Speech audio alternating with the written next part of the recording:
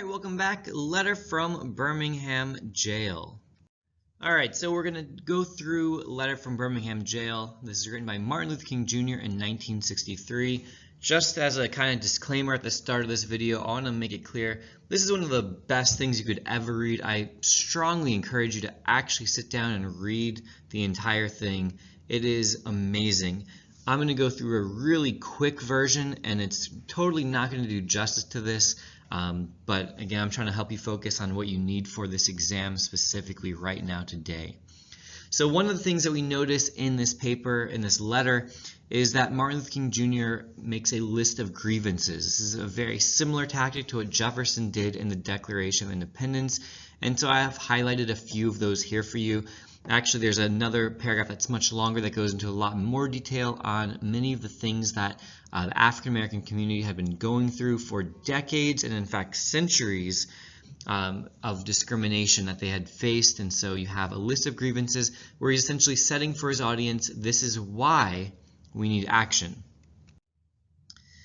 And again, you see now this quote, the highlighted part here, freedom is never voluntarily given by the oppressor, it must be demanded by the oppressed.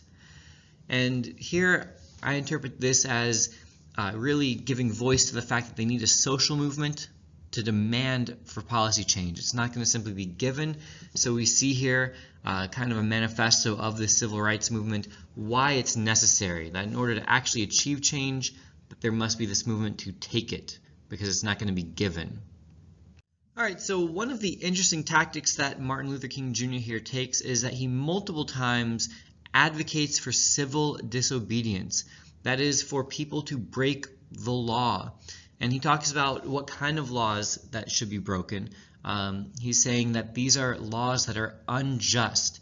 In fact, he goes on to say, and I love this, he says, one has a moral responsibility to disobey unjust laws.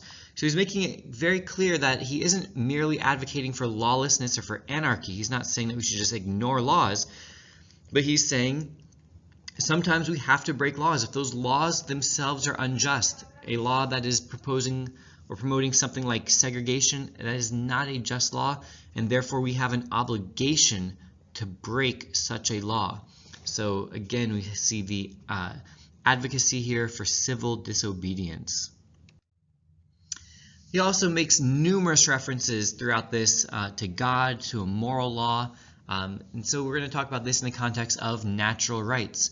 You have this line here, he says, we have waited for more than 340 years for our constitutional rights and our God-given rights.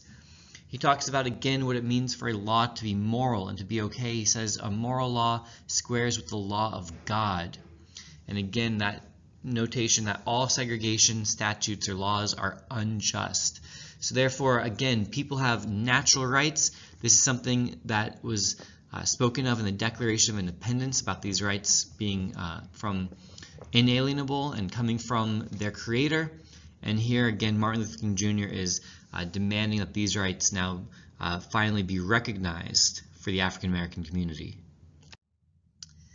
And along with that idea is here we have just a few different quotes that I think really are showing that he's demanding that African Americans are finally included in that we the people of the Constitution, or in the phrase all men are created equal from the Declaration of Independence.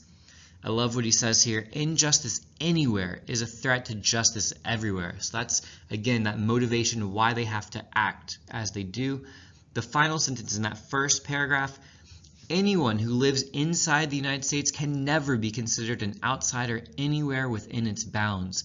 So again, he's saying we are here. We are part of that we the people. We are part of that created equal. We have natural rights, and he's demanding finally the inclusion for African Americans.